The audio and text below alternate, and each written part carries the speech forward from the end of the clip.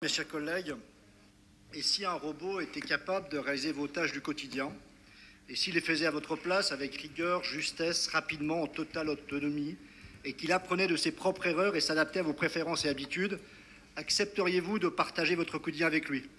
Et si en médecine, mes chers collègues, l'intelligence artificielle était capable de réaliser des diagnostics plus précis, des traitements plus personnalisés, au risque de faire perdre la main aux médecins? Sur une étude, des médecins spécialistes avaient identifié correctement 87% de mélanome, la machine 95%. Quid alors du médecin? Êtes-vous prêt à laisser un médecin poser un diagnostic et un traitement? Dans un rapport, 64% des Français se disent inquiets du développement de ce qu'ils considèrent comme de l'intelligence artificielle. La principale préoccupation est l'impact qu'aura cette technologie sur leur vie professionnelle et les conséquences de la digitalisation dans leur sphère personnelle. La logique est implacable.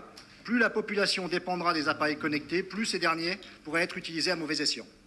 Dans un contexte économique mondial en pleine mutation, le PIB mondial pourrait croître de 14% d'ici 2030 grâce à l'essor des innovations intelligentes. C'est considérable.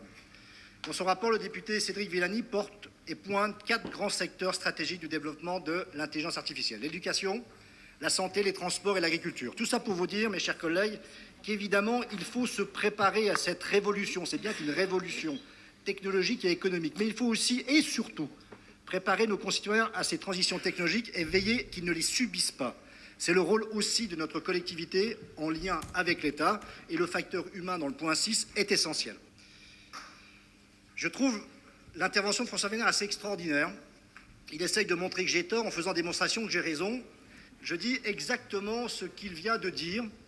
Il nous explique que nous étions trop petits.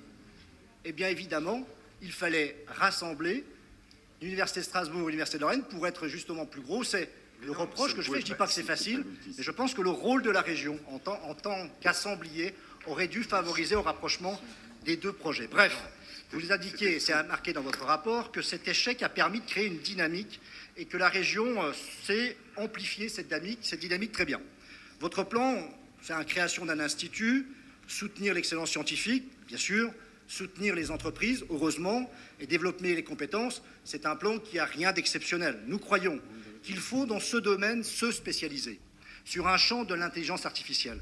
Il faut marquer une spécialisation du Grand Est, dans la santé ou dans l'industrie ou l'agriculture ou encore dans la cybersécurité, parce que c'est un thème majeur de l'intelligence artificielle.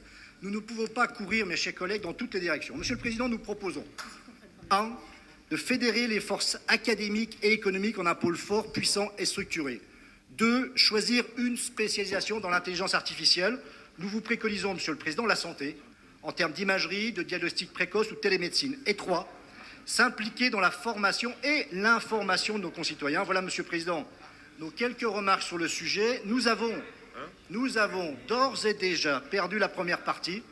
Ce sont les États-Unis et la Chine qui ont pris des positions fortes sur ce sujet.